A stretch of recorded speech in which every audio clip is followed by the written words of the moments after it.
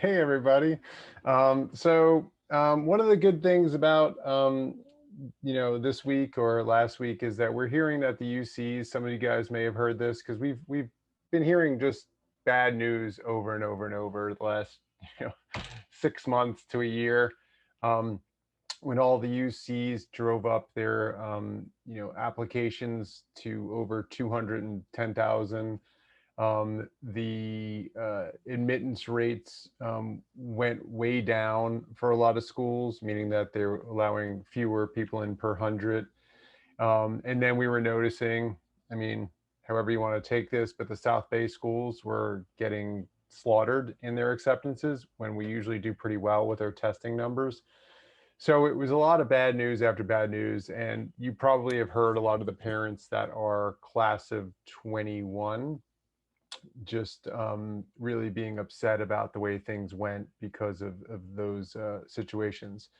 So I don't like to say I told you so, but one of the things that I have said over and over, or we've said over and over, is a few things. Whenever the UCs do something and it gets a backlash, there's a big pendulum swing. It's usually an overcorrection. And this year's class might be the benefactor of that overcorrection.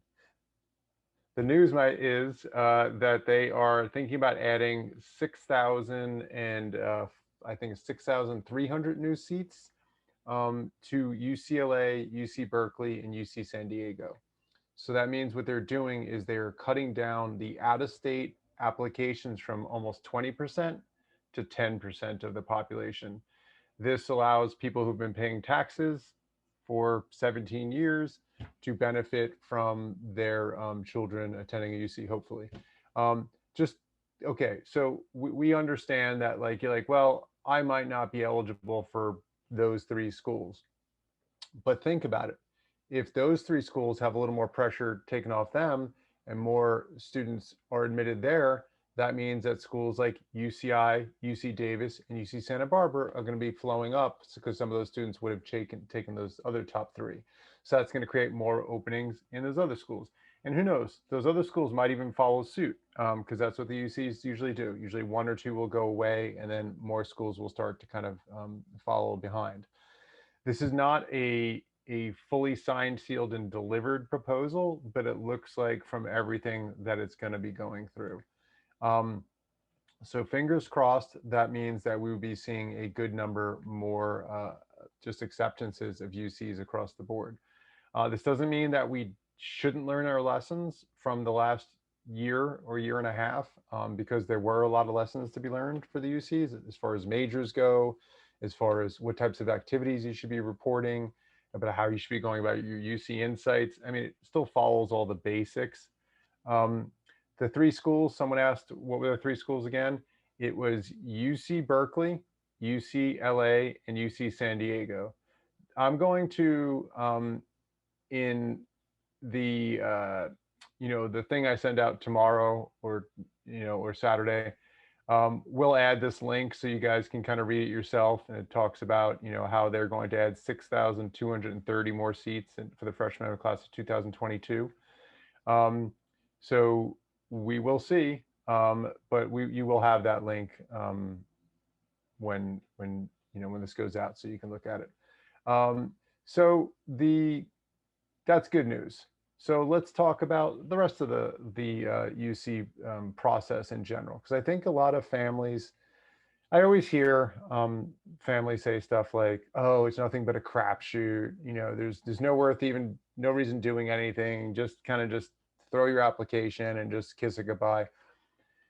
And I have my problems with UCs, but I do believe that they try their hardest to try to look at all the applications, do a good job reading them, really look at what we call a holistic review, and that's their kind of buzzword for we're going to stay away from anything that you can point out as objective and going to make it a little soft tissue so that we can do whatever we want and then call it a holistic review. So in some cases, they're taking students based on what's called a hardship index, meaning that if a student has had a terrible tragedy in their life, they will boost that student up in their admission chances. If a student is the first one in their family to go to college, they will get boosted up in their admission chances. if a student is of an ethnicity that is not commonly accepted, or is one of the lower, less accepted ethnicities, that will boost your chances up. I know that's affirmative action, but the UCs, you just look at the stats and you can see it. And that's, you know, not, there are zero politics here. Um, I'm just talking about how we have to look at our own children as they're applying to the schools, and see what we can do in order to help them have the best chances against whatever the system may be. So what I want to kind of do is just walk everyone through just the basics on the UC app. And this will be going to you tomorrow. There's lots of great links here that you'll see as I start bringing us through. Um, the first thing is, let's just talk about the UCs. So we have, starting from the most competitive, we have UC Berkeley, that everyone knows is, extremely difficult to get into. It has, you know, probably the most students applying for business majors because of Haas Business School, but you can't even apply as a business major as a freshman. You have to go in undeclared with an intending the major. So even Berkeley is a little bit tricky with business, but we'll go into more into majors later. But Berkeley is usually rated the #1 public school in America. Number two is either usually UCLA or University of Michigan. So these schools are all very, very close. This is what makes them so competitive. Um, but UC Berkeley obviously is a school that is known to have a rigorous, competitive, super studious student body. And for some students, it's a little too much. But I often have a lot of students saying, well, I don't think I would go there, so I'm not going to apply. And the first thing that we'll say to everybody on this call is, if you're doing the UC application, apply to as many possible UCs within the family's budget. They cost, I think it's $70 or $80 per application, but those options are going to be multiplied if you just click more boxes. You don't have to do any more work. So if I decide that I'm going to apply to, just UCLA and that's it, I always think that student's a little bit, you know, crazy. Excuse me, but I'm always like, come on, how about one more school? Nope, just one. That's the only school I like. It's the only one I would go to. And then if that student doesn't get into UCLA, A, they spent a lot of time in the application, and B, they probably didn't visit all the other schools. They didn't realize that, one of the schools that doesn't get as much love as it should is UC Davis. A lot of our students that go here have always talked about how this, college town is, where time slows down in a really nice way, as one of my students said. Um, it is a little bit farmy. If we go out on the 2,000, foot view of it, you see it's surrounded by farms. But it's also 20 something thousand 30,000 undergraduates. And then you have a grad program as well. So if you can't have fun with 40,000 or 45,000 people your own age, as I always say, that's on you. There is plenty to do there. Obviously, the programs might not be a match, but there are more programs at Davis than people usually think. Everyone just thinks, pre-med and animal science. There's a lot of majors there, and I'll show that to you later. It's a biking school. Everyone rides bikes. It's kind of fun. Then, we'll go over to UC Irvine. And I think that this is another school that the parents like UC Irvine. They go, oh, yeah, this is a great education. You should go here, honey. And the students goes, oh, it's boring. It's in suburbs. The only thing there is a little strip mall across the street in Irvine. And you're like, well, that's true. But one of the things I always do really, show students is that, like, freshmen live on campus at UCI. And that makes sense because, you want to build your kind of, your social group. But once you actually, oops, we, Houston, we have a problem. I don't know what happened there, but we'll just reboot that. One of the things that we know is that a lot of students will then move to Newport Beach for their sophomore, junior, and senior year. So when you think about UCI, and a lot of the parents know this because you guys know the area very well, A lot of students will live over here between like 30th and 50th Street, which feels very similar to like Hermosa Beach or Manhattan Beach. And all these houses down there are kind of, it's not quite Isla Vista, which is Santa Barbara, where it's very compacted, but there is a lot of student life there. Obviously, this requires a student to have a car or take the bus. It's about 7.5 miles to Irvine. So I always tell students who are kind of a little bit like grumpy about Irvine, I'm like, it's a great school. It's got probably the best comp sci program out of all the UCs. Um, when you go into some of these programs, their depth in neuroscience and comp sci, the overlap between like those two programs for artificial intelligence, they have a lot of really cool things. And English major, great programs there. So UCI and UC Davis, I think, don't get as much attention as they should. I think the ones that steal the light are, UCLA. We hear a lot of students will say, well, I like UCLA, I like everything about it, but it's too close to home, so I'm not going to apply there because then my mom or dad will become visiting me every week. And I go, no, trust me, they're happy to get you out of the house. Just kidding. But what we do notice is that students can make a pact with themselves. This is whether you go to LMU, USC, UCLA, Chapman, any of these schools. If you say to yourself, and you might have heard me say this before, that I am not going to go home every weekend and I'm going to treat this school as if it were in Seattle or Boulder or Boston and just come home every now and then, and it makes you psychologically feel that you are further away, and that creates the independence that a lot of college students are looking for.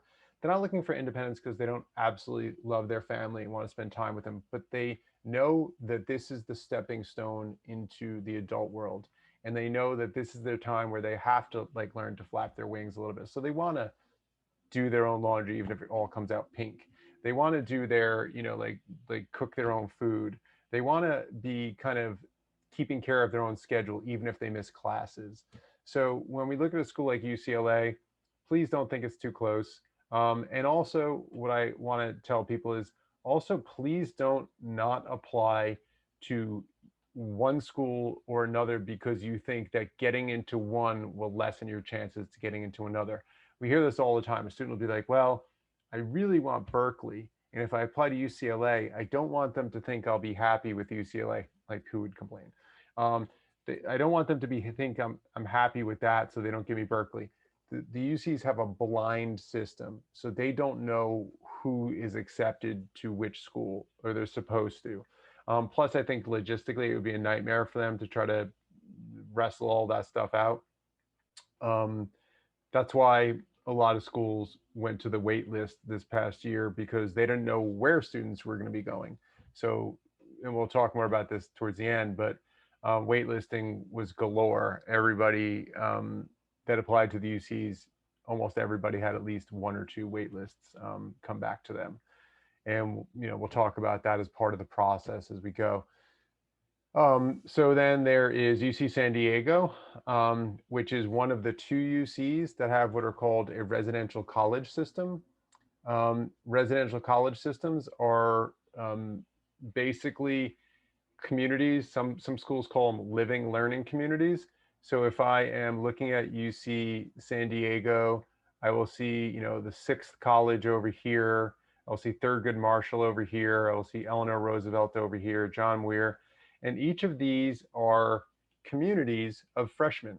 And these freshmen all take the same general education requirements. So if I'm at John Muir, most of my courses are going to be STEM related. Eleanor Roosevelt, most of them are going to be humanities related. So students will pick which schools, they have 7 of them now. They will order them like basically like rank voting, and they will pick the number 1 choice all the way through the 7th. Most students get one of their top 3. And when we do our UC workshop, we explain those in a little more detail. Like if you're a engineer, you might want to apply to Warren because it's closer there. Plus all your gen eds will match up with your major courses, so you have more room for electives. If you're interested in social justice, you'll probably be thinking about Thurgood Marshall. If you think so, and if you want a really nice dorm, you go to 7th because they're the newest. And if you're social, you want to go to Sixth College because they have like little communities that have, like 20 people have a centralized kitchen, multiple bathrooms, and it's kind of more like they call them, it's called Camp Snoopy, just because the way it's like set up with all the cabins around each other. But so that's something that kind of unites UC San Diego, because if we look at UC San Diego on the map, and my son will attest to this, we walked across it. It's a huge campus, right? It's like 3.5 miles in diameter. Whereas if we go to UC Santa Barbara, it is pretty much the exact opposite. UC Santa Barbara is 0.7 miles all the way across. Like it's less than a mile. So UC Santa Barbara tends to be much more centralized. You don't have the, you don't have the residential colleges. It's a smaller UC, obviously, because you can just see it's kind of bundled down right there at this, at the point here, Goleta Point. And, this is known as Isla Vista, which is the most populated college town in America, they say. There is some fun to be had in Isla Vista. So students who go to UCSB need to keep their heads on straight and just need to kind of know how to kind of balance, like the seduction of fun, beach, Greek life, all that stuff with their studies as well. And there are interesting programs. We talk about UCSB, like College of Creative Studies in English, chemistry, biology, computing, probably another one I'm forgetting. But these are just interesting schools where students will go and work with grad students. They do research, College of Creative Studies. Again, this is more towards the majors. But then if we go to the other school that I think that a lot of students will also kind of not really, they kind of prejudge Santa Cruz. Like, oh, I heard that, everybody up there basically is vegan and no one likes sports, and they have all these kind of like thoughts, and it's just not true. UC Santa Cruz happens to be like a really beautiful area. If you see down over here is like, if you've been there before, is like, it's like Santa Monica old school kind of boardwalk with a Ferris wheel, roller coaster, all that stuff, lots of, traffic and like beach traffic. Then over here, you got the little town of Santa Cruz, the community. Then we go up here, which is about a mile up this hill. And then, yeah, you're up in the woods. And just like we talked about with UC San Diego having 7 colleges, which you apply to before you're accepted, Santa Cruz has 10 colleges that you apply to or you choose after you're accepted. And these also have themes. Porter College is, about art. Crowell College is about technology. Crown College is about like justice with friends or something like that. They all have their own little things. And if we drop down into kind of one of them, we just kind of see that they are, they're little communes, might give the wrong impression, so I won't use that word, but they are little kind of, I dropped in the wrong spot. That's me. My parachuting target's off. So let's go actually in the college. Yeah. Drop in there. And so these are just the dorms that kind of are in like a formation. So this is where you live, and they're all different. Some of them are taller. Some of them are kind of have little, some of them, every dorm room has a balcony. Some of them are kind of deep in the woods more, as you'll see. A lot of these, have like 100-foot redwoods around them. It's really nice. And then there is, Riverside, which I think too many students will poo-poo Riverside just because they're like, oh, I don't want to go there. It doesn't sound as kind of glamorous as some of the other ones. The UC Riverside is a great school. Like the academics are rock solid. The environment is great. If you actually look at it, there's actually more nature there than a lot of the other UCs besides like Santa Cruz. If you go up into the mountains. This is a great pre-med school. A lot of students will kind of just go here because the tracking towards pre-med is rock solid. Actually, I had one student transfer from Riverside to UCLA and say that the social life at Riverside was actually an easier situation because it was less cliquey, less frat dominated or sorority dominated.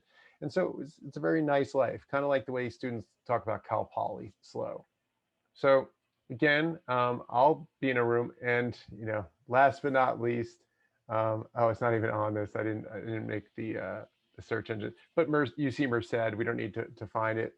UC Merced is kind of, it's up in northern, like Valley area, Central Valley area, and it's the smallest of the UCs. It never fills up. They allow students in the spring and in the fall. Um, a lot of students will get. I don't mean to be sniping at it, but a lot of students will get accepted to Merced without even applying. I'm like, my student will be like, "Hey, so I got accepted to UC Merced. Why did that happen?" I'm like, "Well, maybe they liked you as an applicant." They're like, "But I didn't apply." I'm like, "Well, they're just trying to get more people in." So you'll see people get acceptances to UC Merced with scholarship offers without even applying sometimes. They'll just kind of graft your data off of the UC mainframe, and then they'll use it to kind of accept you.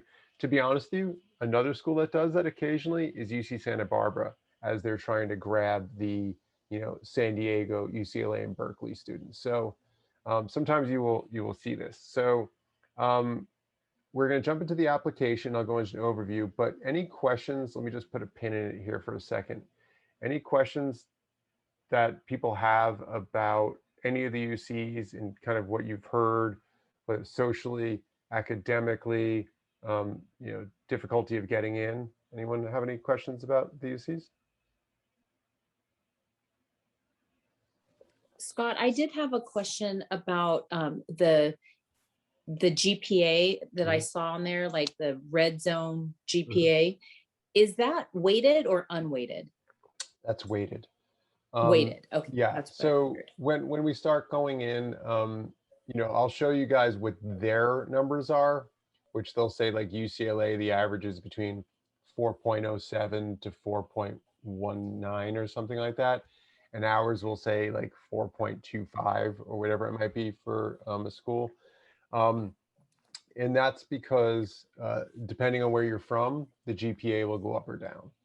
Some students that they're trying to bring in from underserved areas, they might kind of crank down the GPA because they don't have as many uh, AP courses available to them. So they are kind of trying to find the middle ground. The red zone GPA that you guys see, and I'll bring it back up on the screen, um, is the weighted 10th and 11th GPA. And Okay, 10th and 11th. yeah, Right. that counts any class after ninth grade, the summer of ninth grade to the summer of 11th grade. All those classes will count.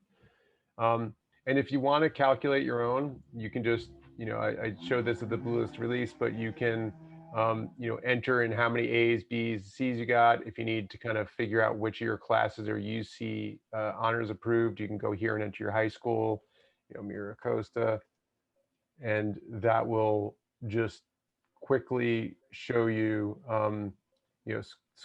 classes with the yellow or the gold stars are ones that would be bumped up.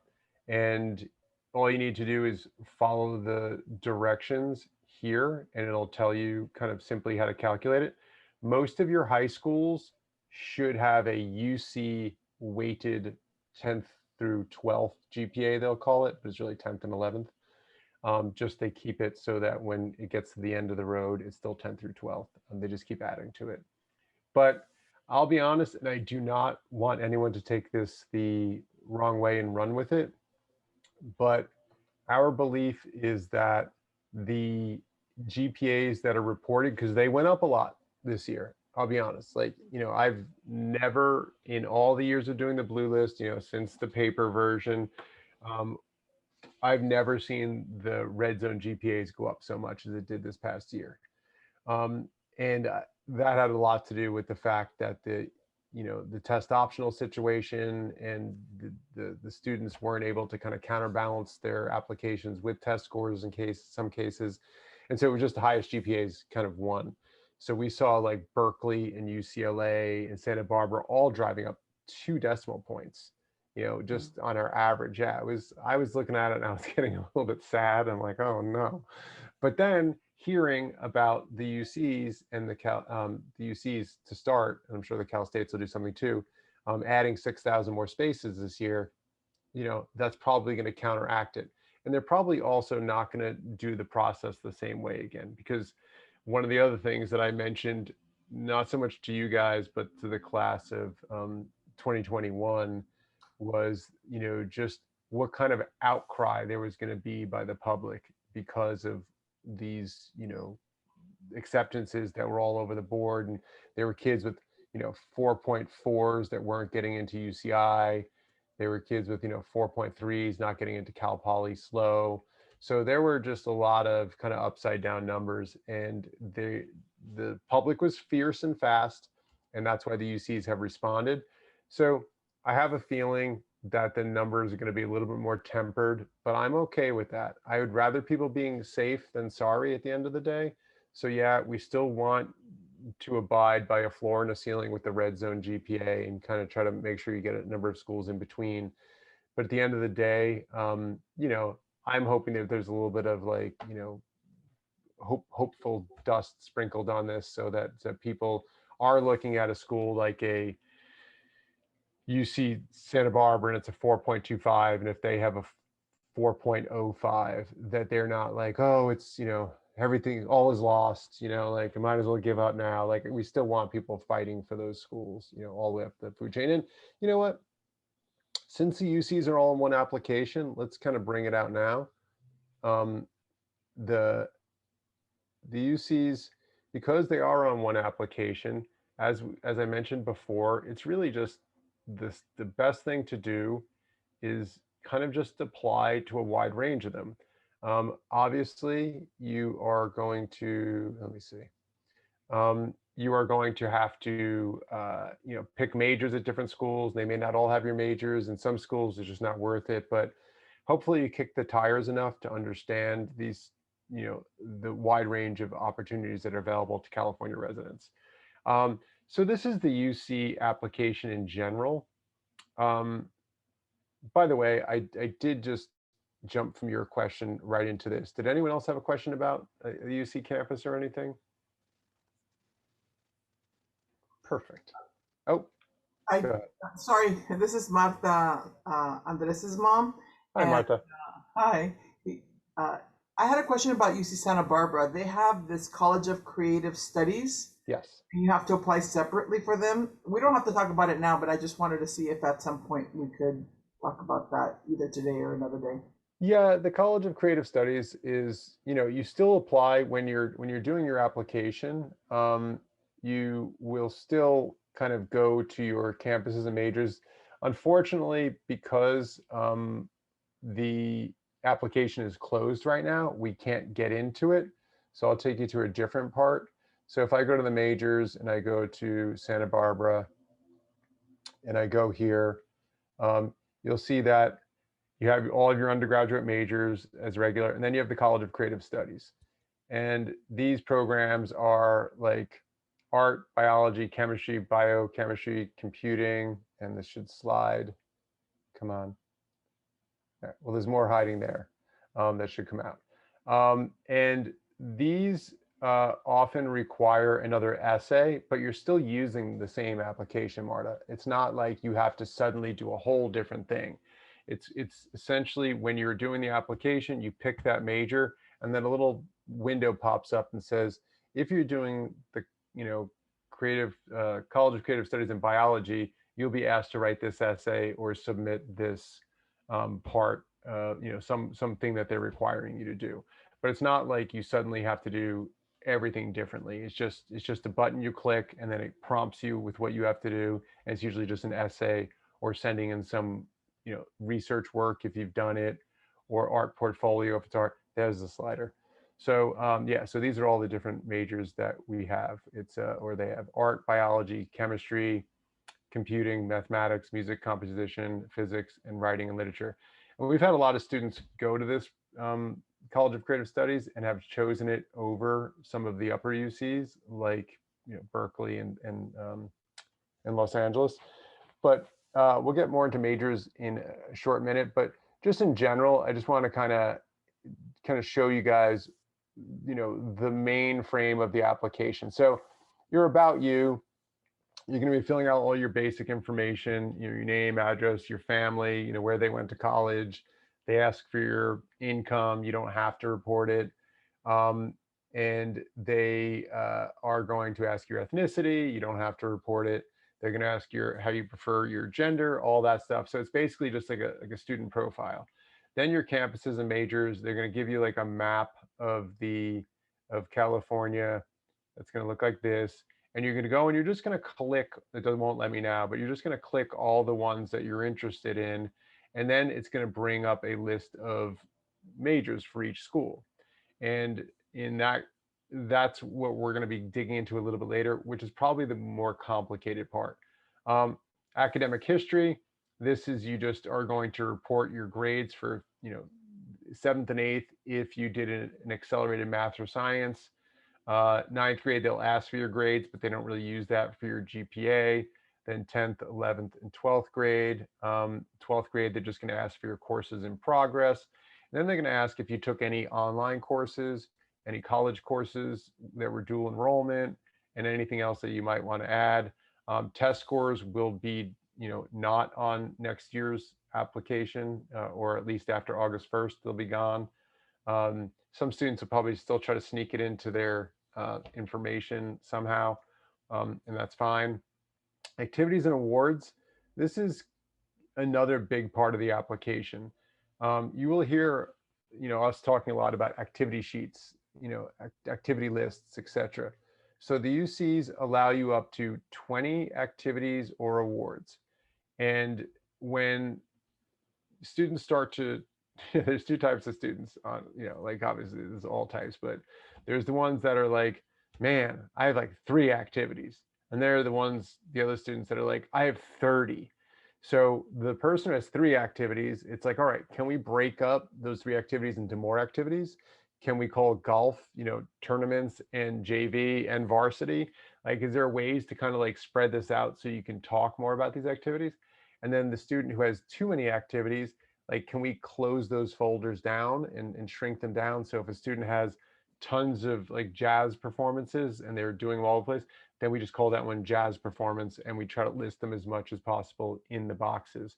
So one of the things you'll also hear us use is the term hierarchy. When a student looks at their UC application, they can start entering in the activities and awards, and they just go in whatever order you put them. So I'm going to call this one an extracurricular activity. What's the name of the activity? Heal the Bay or whatever. And then it's going to ask me to write about 350 characters, which is maybe like 3 to 5 sentences, depending how long they are. Description.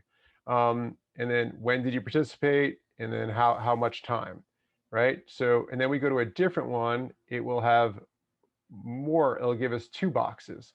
It'll say, what was the organization? So you want to describe the organization. And while you're describing the organization, you're also trying to add a little bit of like information that makes it sound more interesting for the reader, not just, grab their mission statement off of the web, which you can do, but you want to say, Camp Escapades is, extremely fun, hands-on camp that helps students with disabilities learn how to socially, like whatever you want to say, like find your own description, really make it like juicier and more, just bristling with more energy.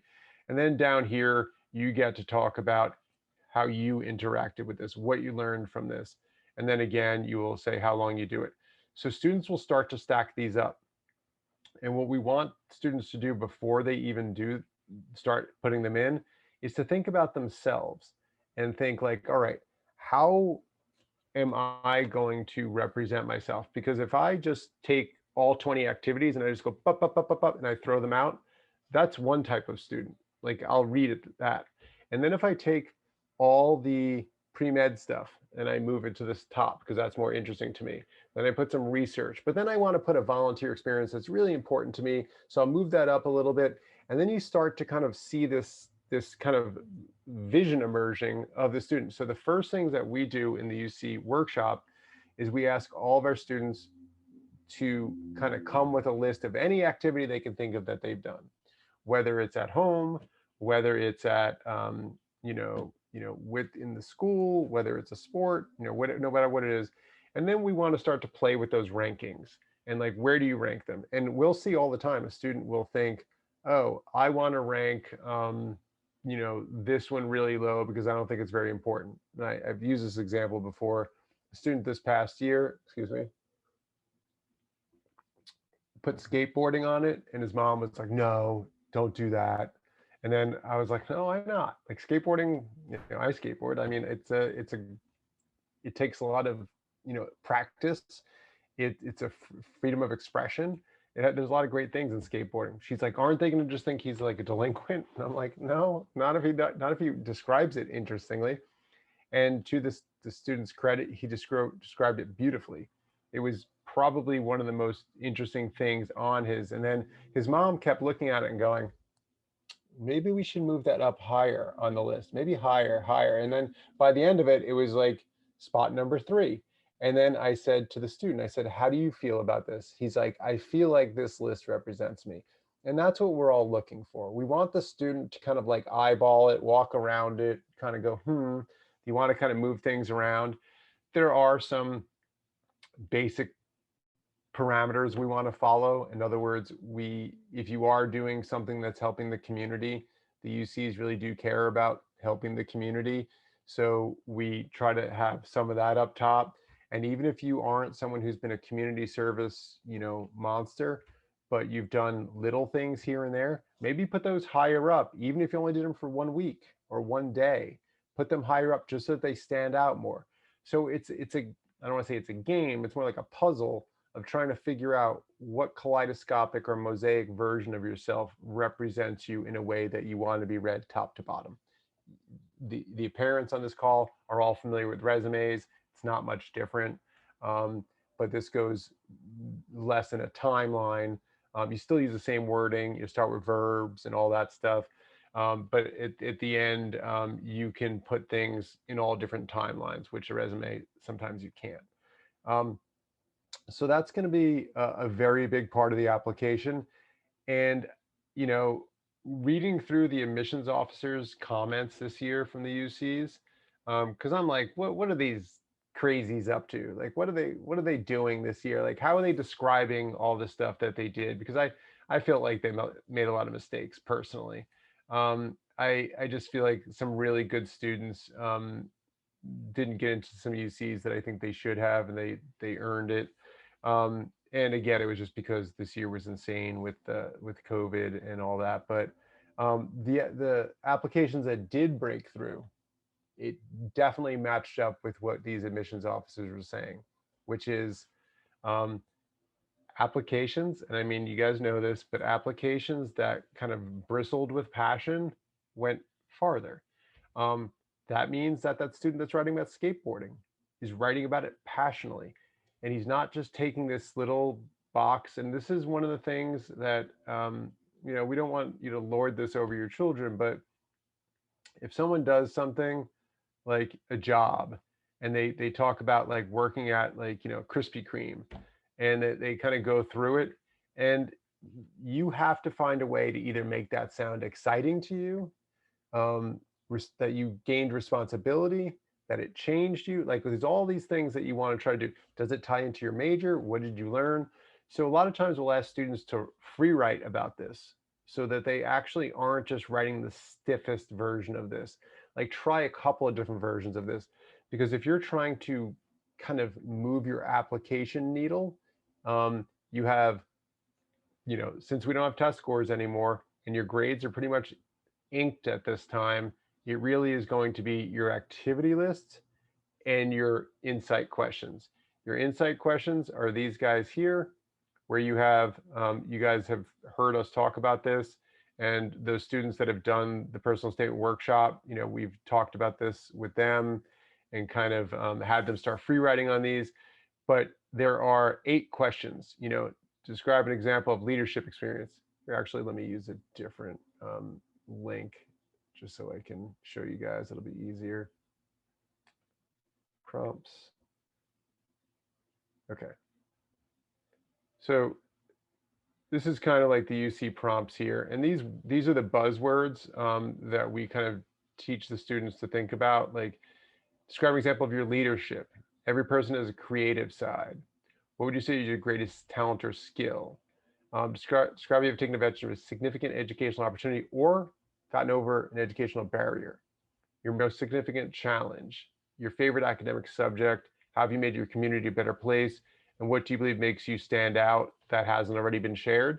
Students have to pick 4 of these. You have to do each of them for about half a page.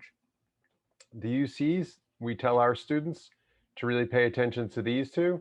Doesn't mean you have to do these 2, but these are kind of the spine of a UC application, which is, what am I going to be doing in school, and what am I going to be contributing to the community, aka California at large, after I graduate?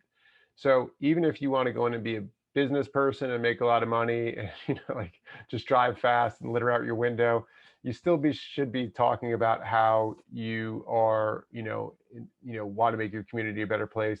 I don't like that person I just described, so they shouldn't get in anyway. But ultimately, these 2 are really important ones. And if you can't think of one of them, then just do the other ones. But academic subject is the most relevant part of your application, other than a conglomeration of a couple of activities that all point towards engineering or all point towards towards comp sci or pre-med or whatever it is. This is the other thing. So if you're thinking pre-med, a lot of students will talk about biology or chemistry. If you're thinking about engineering, some students will think about their PLTW classes for engineering, or they'll talk about mathematics or like a college course they took. If a student is interested in business, they might talk about economics that they're just starting to take as a high school senior, or maybe they did it in an enrichment class. And I've even had students write about academic subjects even if they haven't taken a course in it. Like, they'll start by saying, although I've never taken a business course in my life, ever since I was a little girl, my father has been teaching me a business. I still read all this, and you can kind of just through sheer will force the answer into this response. That didn't make sense. You can respond in the way that you want, even if it's not a high school subject. It's still an academic subject because business is a college major, so it's still an academic subject. And then we move up. Most significant challenge, we talk about this one. A lot of students have a lot of hard tales to tell. Students who do not have hard tales to tell should not try to compete with them by trying to make, like, falling off your skateboard a big life event. You should make, it really has to be something that is significant. Educational opportunity, that can be like, something that you do, like a class where you go and do research in, Seattle or the Galapagos Islands. Educational barrier can be, ADHD, it can be stuttering, it can be shyness, it can be moving schools, whatever it might be. Then we have greatest talent or skill.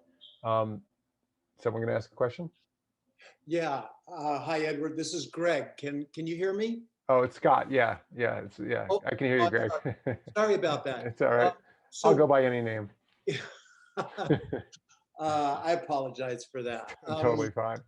Hey, as when the student is writing these experiences, is there a time limit on how far they can go back, or does it have to just be in the last 2 years of their life? No, that's actually a really good question, Bob. Just kidding. No, just kidding. So yeah, that is a really good question, Greg.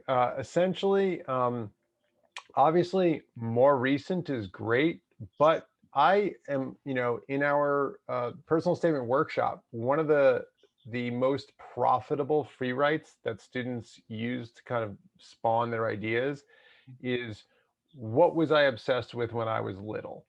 And that might be I mean, like the cliche is Legos, and then I got into mechanical engineering, or I was obsessed with taking care of my pets and I want to be a vet. So you can track back a long time, but hopefully longitudinally you bring it more recent, because you don't want to just talk about like I loved, throwing shooting spitballs at my sister. So obviously it has to be something that comes up. That Um, makes sense.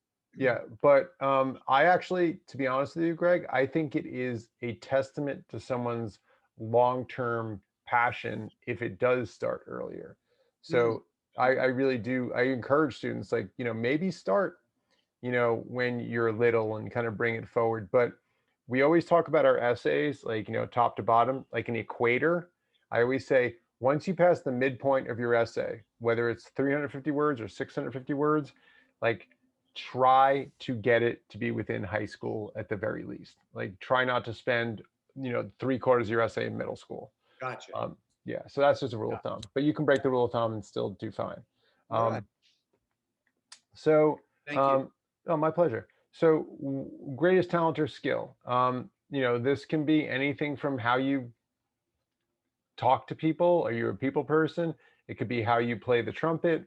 It can be like, your outside, shot in hockey. It can be anything that I'll call a slap shot. Is anything that you kind of think is your greatest talent or skill. And I've really found some students find some interesting ways. So I had a student this past year. He was really bummed because he's like, I have nothing interesting. And then we talked about greatest talent or skill, and he said golf. And I said, okay, tell me more about golf. And he's like, well, blah, blah, blah, blah. And I was like, are you really good at any particular thing? And he's like, no, I don't know, man. I'm pretty good. And then I said, what about like putting? What about driving? And he's like, well, I'm really good under pressure. And I was like, so the mental game of golf. And he's like, yeah. He goes, my coach says I'm good at the mental game. Then he wrote a great little essay about the like having his great skill is grace under pressure, and he learned it through golf. And then this became a pinhole to more things he could say about himself, but using the skill which is very specific to golf, and then kind of opening up. So the that's just one example. There's many examples. Creative side, this can be anything from the way you dress, your fashion, to makeup, to making sculptures, to composing songs, to writing poetry, to solving math problems, to I had one student who his whole story was about how he had a motorcycle mini bike that he was working, and he couldn't get something to work with the drive shaft, so he did something interesting with it, and he just used that to talk about his creative side. And as I'm the son of a fine artist and an engineer, and I would say both my parents are equally creative. So there are creativity inlets in subjects that we don't necessarily think about. And then leadership, again, this is another one that is, I think students automatically think, oh, to be a leader, I need to be school president, or I need to be like the captain of my volleyball team. Not true. You can do a lot of things and be a leader. You can be a leader among your friends. You can be a leader in your family. You can be a leader, among strangers. The person who goes into jury duty. I mean, kids don't do this yet, but are you the person that gets picked to be the jury? What's it called? The person? The foreman. I know someone's out there about to say it.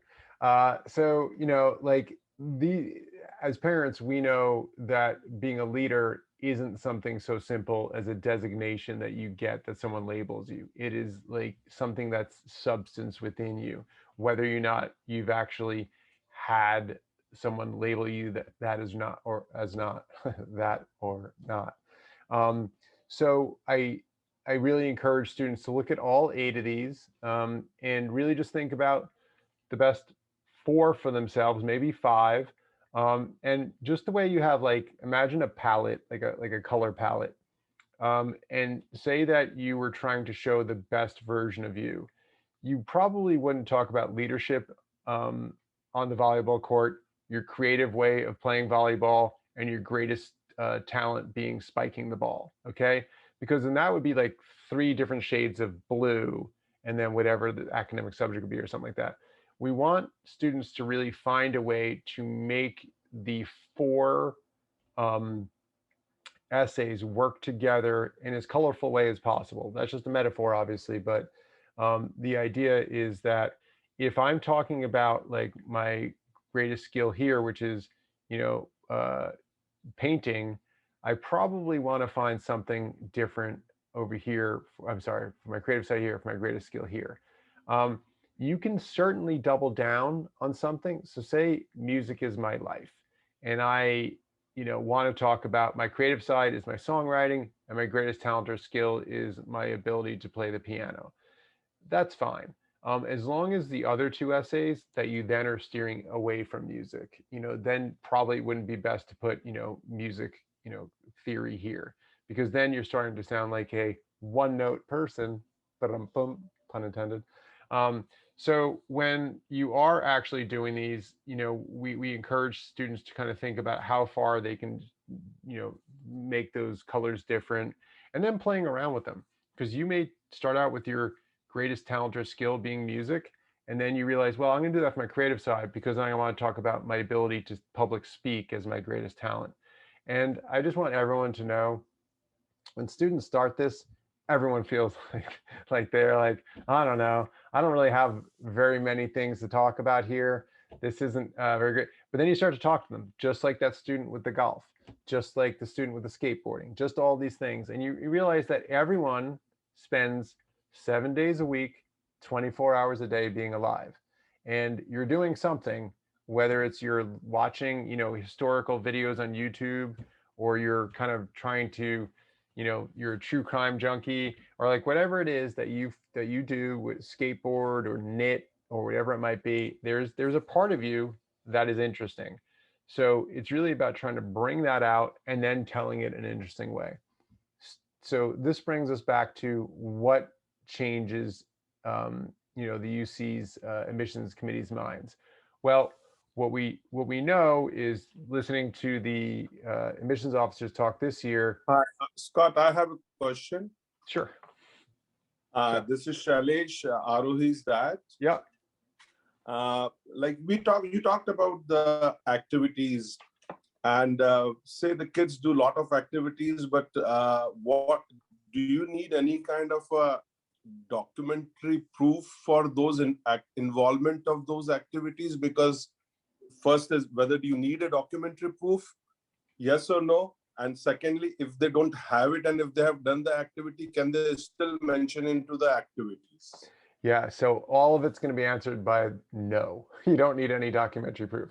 So what documentation? So it kind of shocks me, because everyone's like, so I could literally say that I've like been working at a children's hospital for like 5 years now. I'm like, you could, but then you'd be going to hell. You know, but so ultimately, you know, this is based on a trust system. One thing I will say is that when students are doing their applications, they will look at the time, weeks per year, days per week, and hours per week. That's where we see students, sometimes we catch them in fibs. I'm like, wait a minute, there isn't enough hours in the day of daylight for you to be doing all these things. And the student's like, well, I was kind of just like puffing it up. And I'm like, don't do that. The one thing that colleges don't want to see is like this over exaggeration, because then that what comes back and bites the kids for 2 reasons. One, because they feel like the kid is fibbing. Although I had a student last year, I literally was like, no way. And she like literally took out her calendar, and I was like, oh my God. I'm like, are you okay? You need to lie down. But the other thing is, to this point exactly, colleges want students to have a sense of balance. So the student who is overextended in all directions might think they look great on a college application, but you're going to see some of those admissions officers sitting around in the room and be like, this looks like a stress case. This looks like a person who doesn't know how to relax and play well with others. And part of what we're building here is a community, and we need her to be hanging out with other people and doing all this stuff. So sometimes those students I've had students sometimes trim their activities down just because I'm like, do you really care about this one? And they're like, no, it was one weekend. It really didn't matter. And I'm like, maybe let's just trim that one out.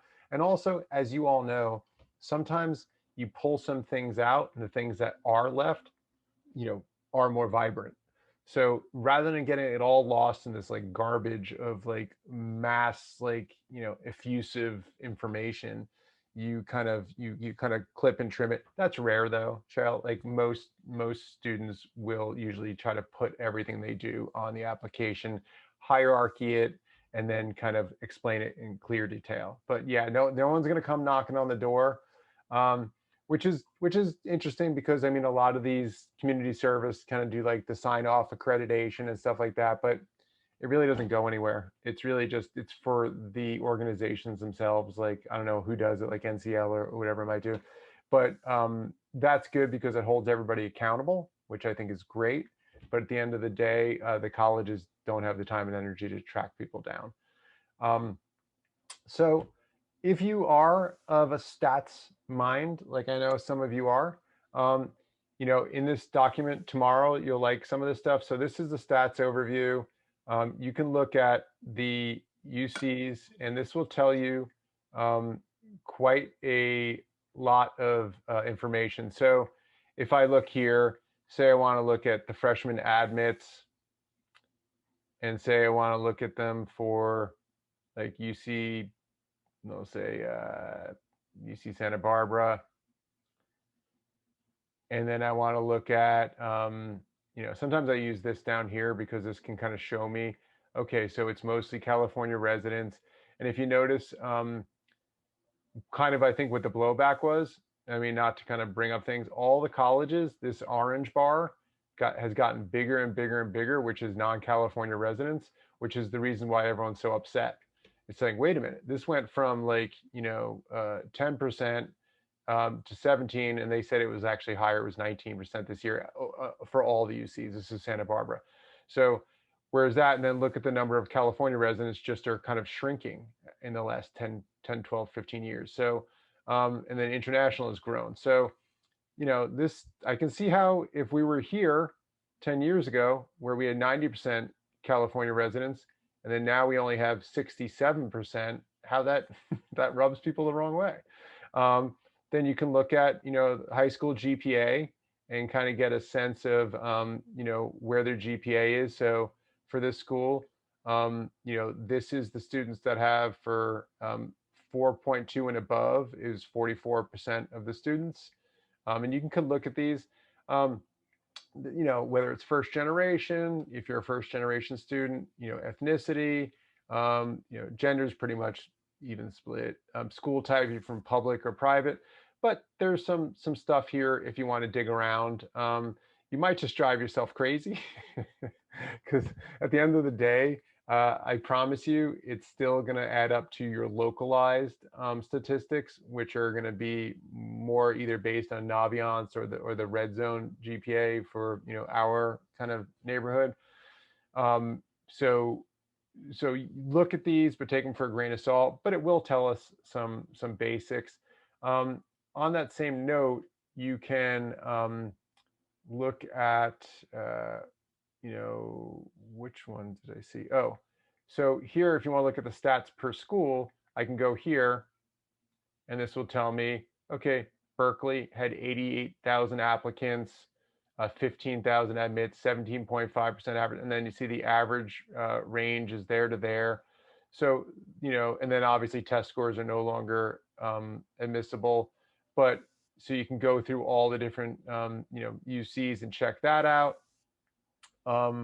Something that I think is helpful for a lot of students is because they don't really know what majors they want. And of course, during the workshop, we go over this in more detail. We explain to them, like, if you want to be, business, you might think management at UCLA or economics. If you want to be, computer science, you can be data science, you can be informatics, you can be comp sci. So every single school, strangely, the colleges call things by different names. So you go into UCLA, it'll use a different name than UC San Diego. So sometimes it helps to get a little bit of advanced understanding of these. So you can click on, this is also on our blue list too. So if you click on the blue list, you'll get the same links. It just tells you all the different majors that are there, and you can click a little bit more. So some of you guys have heard me call these like foreign menus, like what is interesting to you? And students will be like, I like that, I like that. And they just point to things like, see like data science here, comp sci, computer science. So these are kind of tangential majors. Data science usually easier. Digital humanities, which is kind of an offshoot. So there are ways that you can kind of sneak into things a little bit differently. Okay, I'll get to that later. Essentially, so you want to just look at these to get a sense of what each school has. If we kind of go back here, one of the documents that I think is helpful for everybody is this PDF that we have. And this will basically give you all the schools, on one document. So you can, I would even print this out and just take a highlighter and maybe just go through it and look at some of these. Like another thing we'll talk about during the, UC workshop with our students is the difference between like environmental sciences and environmental studies, the difference between a BA and a BS, because you'll have a chemistry BA and a chemistry BS, and students aren't really sure what it means. Bachelor of Arts means that your general education courses are more humanities focused. Bachelor of Science means your general education are more, STEM focused. And students will kind of choose that way. And depending on the field, one might be easier to get into than the other. And I know what everybody's thinking, or at least what a lot of you are thinking is like, how do I sneak into a major? How do I get into like pre-med or comp sci or engineering at a school that is very competitive? So here is the short answer, and obviously it's more of a case-by-case basis when you really get into the granular version of it. But first of all, there is not a simple answer to say choose this major because it's easier to get accepted, because it depends on who you are as an applicant. If everything on your application speaks to engineering, and then you say that you now want to go into sociology because you seem to suddenly have found a passion, they're going to see right through that, right? And they're going to be like, oh, like, so that's what this person's trying to do. Or they might just accept them, and if they have a rule where it's hard to shift from one college to another within the university, which some schools have, some schools it's actually pretty easy. But ultimately, so if your application's all indicating one direction, what you can do is then choose that major. And then if you are thinking about and also you should also match that with your academic subject. So if my application all talks about engineering because of my activities, and that my academic subject is something to do with engineering like math or some STEM aspect, and then my major, I choose it, that all seems to be of a piece. But you're like, but Berkeley engineering is really hard. It might be. So you can go into some of these colleges with an undeclared major in that college. So like, let's say I really like computer science, but then the computer science program is, well, let me use a different example. Let's say like mechanical engineering, and I really want to go to a school for mechanical engineering, but I know that's a very popular major. So I might look at UC Santa Barbara at the engineering, and I might say, you know what, rather than applying mechanical engineering, I'm going to go to the School of Engineering undeclared. That means that they don't have to guarantee you any specific major within the School of Engineering, and you will have to get a GPA requirement to get into the one that you want. So it is a fight once you get there. But a lot of students are like, just get me in, man. Just get me in the door, and then I'll figure it after that. I'm always like, that's okay with some schools. That's okay with the UCs primarily. Some schools like UW and some of these other, University of Washington, some schools it's harder to take that path. So we try whenever possible to warn people. But for the UCs, A, what is your application indicating about you?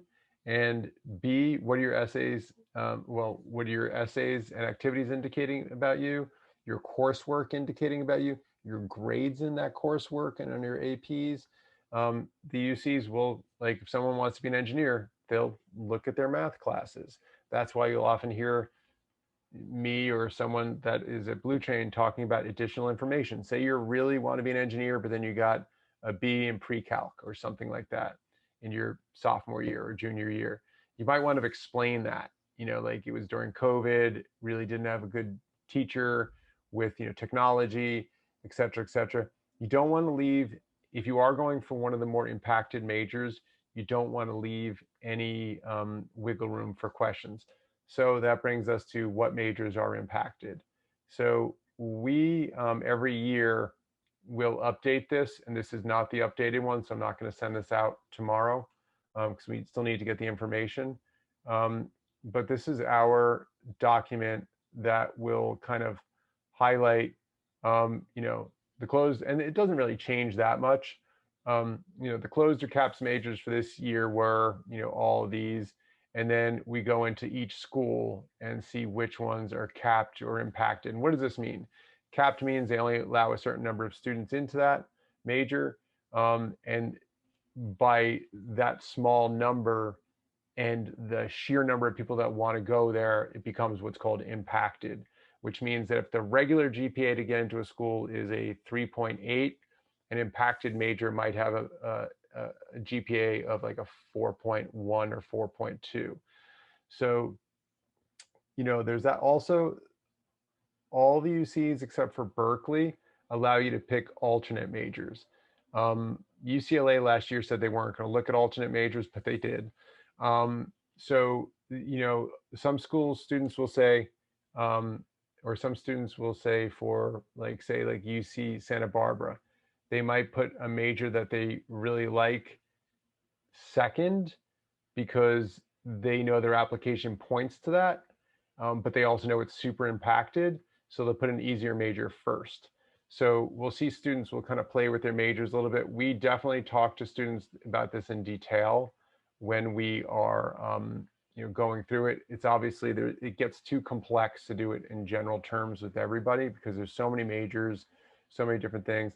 A closed major, good question, Julie. A closed major is when a major is not open to freshmen.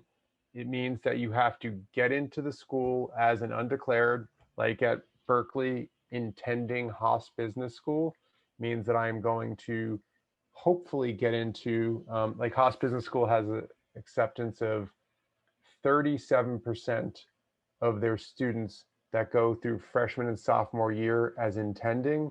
So less than half of the students that are intending actually make it in there. But that's the chance you take if you're going to business at Berkeley. So it means that as a freshman, you can't apply to that major. So some schools will say, I'm intending to go that way, which basically means that's what you're applying as, but you're not guaranteed it. And some schools will just say closed major and just doesn't even exist on their course list, on their major list. So you just have to choose undeclared life sciences or undeclared, College of Engineering or whatever it might be. The UC majors are inextricably linked to the rest of your application. So families that think, oh, I'm going to have my son or daughter do all this stuff in pre-med and then apply agricultural and then think that I'm going to get by, we would just warn that that doesn't work. If your numbers are way above, like if you got a 4.4 GPA and we're talking about like, UC Riverside or UC Merced or something like that, you can kind of do whatever you want and they're going to want you, but you probably could have applied directly to your major anyway. But when you start to get to those threshold schools, and in the UC workshop, we describe those threshold schools as any school that you are below the red zone GPA, then you need to find an interesting way with your major. Like maybe put an undeclared for that major, maybe try to find a tangential major, like instead of comp sci, I go data science or digital humanities because it still matches my application kind of. So, that's that's the way we kind of like talk to the students as we're moving through the UC app. Obviously, even as we're talking tonight, things with different majors, different schools, different rules to those schools kind of cause a lot of confusion. When we do it in the workshop, we kind of go school by school, and the students will kind of do it, and we have you know, one-on-one people that are around helping the students make sure that they're making the right decisions. But I'll see students change their minds multiple times on majors because they get nervous, or because they say, you know, well, I really want to write my academic subject about something else now, and that doesn't really work for my major.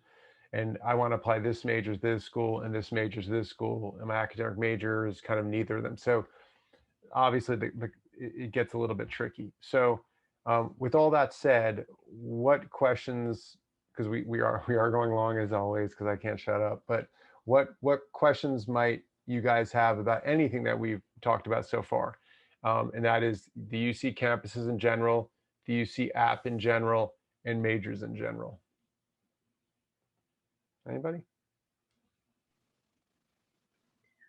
Scott, I did have a question. When you had mentioned towards the beginning, when the kids are typing in information about themselves, you said that it's going to ask for race and income, and you said you don't need to report that. Is there any benefit to reporting versus not reporting that information? Yeah, if you don't make a lot of money, there's you put that. Okay. And you know, the bottom line is the UCs kind of see themselves as like the for the people hero. So they're really trying to help kids who can't afford other schools. And it's not fair, because a lot of families that, you know, make a decent income have really kind of encouraged their students to go for it. And maybe they just want the UCs because they like that diversity and that public schools. I do. I think it's a great system. So you put that stuff on whenever you think it helps you. You know, the race, you know, Hispanic students, for the first time ever, I think were the highest acceptance for, like, they actually tipped over any other students in acceptances this year. And that's because that kind of models, or that reflects the high schools in California. So they're trying to kind of find like a demographic representation in the institutions that are in the high schools. So if you have any kind of ethnicity, you know, go for it. As long as it's, I think it's 1/16 for American Indian and 1/8 for most everything else. So as long as you can say my great grandparent was Hispanic, or my great grandparent was African American, or great grandparent was Filipino, whatever it might be, you want to put that in. And you know, students will also do the same thing with, you know, it was weird this year. The UCs are like, what is your sexuality? I'm like, really, UCs? Like, do you have to, like, you know, like, ask that? Yeah, it was weird. And the students that, you know, because, you know, obviously we have students that identify as LGBTQ plus. And I'll say to that student, I'm like, yes, put that down. Like, put it down, because that helps you. They're trying to, like, anything that kind of shows that the school is going to get a bonus by your diversity, that's great. And, you know, on the essays and activities, we try to do that through your perspective. On the profile form, we try to do that through your ethnicity and maybe your demographic standing. And also, just one last thing, because this is just a little thing that I think families ask, and I'll feel bad if I don't kind of show it. But on the application, there's also, I have this open. You have scholarships, okay? So when you're applying to the, that's gonna make it go in anyway. When you sign in, not when you sign in, when you are in the application, you can apply for scholarships. And the way this is done is, all right, it's not gonna let me do it. All right, it's closed down, but just I can kind of tell you the way it works. You will have a list of like hundreds of options. Some of them are career focused. You know, what do you want to be when you grow up? Some of them are ethnicity focused. Some of them are really random. Like there's one for if you're a I think it's redheaded Jewish orphan who wants to be an aeronautical engineer. Whoa. I swear. It's like, now my students don't believe me, and then they find it and they're like, you're right, it's there. So it's because people like leave trust money for these in a very specific niche. These usually aren't the big scholarships. These scholarships are usually a couple $100, maybe $1,000 at max. You know, the Regent Scholarship are the bigger ones, and there's some bigger ones at the UCs that some students will get. But we want every single student to click as many boxes as they can, because even if you win a $600 or $1,000 scholarship, it's great. That's, you know, that's your betting, that's your flight home from Berkeley a couple of times, that's whatever, you know, it's going to be. So we want everyone to kind of do that. But I think that, you know, as I'm kind of getting ready to kind of throw the smoke bomb and dive off the screen, I think that the thing that I really want to encourage everyone to do, and this is the students, is to understand that this application, you cannot submit it until November 1st. So that's a lot of time. That's a lot of time on a weekend, you know, to grab like a smoothie, sit in front of the computer and look at your description of your activity and see if you can find a better way to do it, or a more fun way to describe yourself. Activities also, I mean, when we ask for students to generate an activity list before the workshop, we say anything that can qualify as an activity. That can be like going to work with your mom or dad. That can be like watching, you know, like I always talk about my son. Hopefully you can't hear me, he's wearing his headphones. But, you know, my son loves watching comedies. My son loves watching movies of all decades and time periods. He loves like listening to music and collecting records. I'm like, those are 3 things you're putting on your application. He's like, colleges don't care. I'm like, yes, they do, because we're going to describe them in a way that really shows your passion for these things. And that's what they're looking for. They're looking for things that people are going to be doing in their free time. College isn't high school, and you guys know this. High school is like, you know, what are all the activities you do? You know, what do you sign up for? What leadership positions do you get?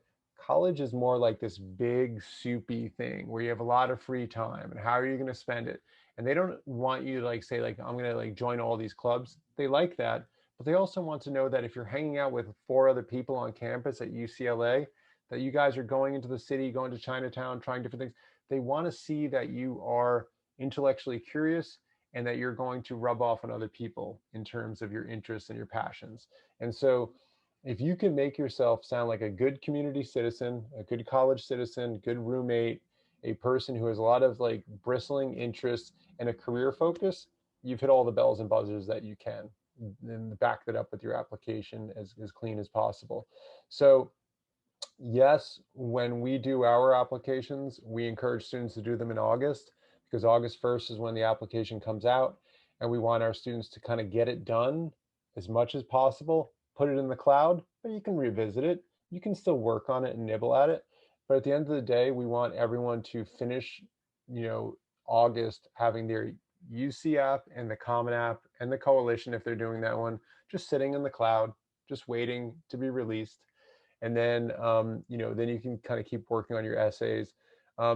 You know, one of the things that you probably saw the email today is that we are trying to encourage people to use July as a time to start thinking about your essays. Even if you're not writing, start thinking about it, writing notes.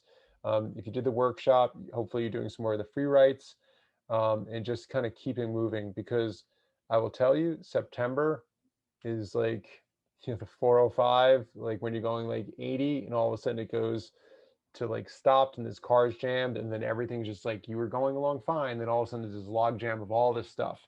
So we don't want you to have that. We want you to clear off as much as possible. So yeah, so if everybody can kind of start moving, that would be wonderful.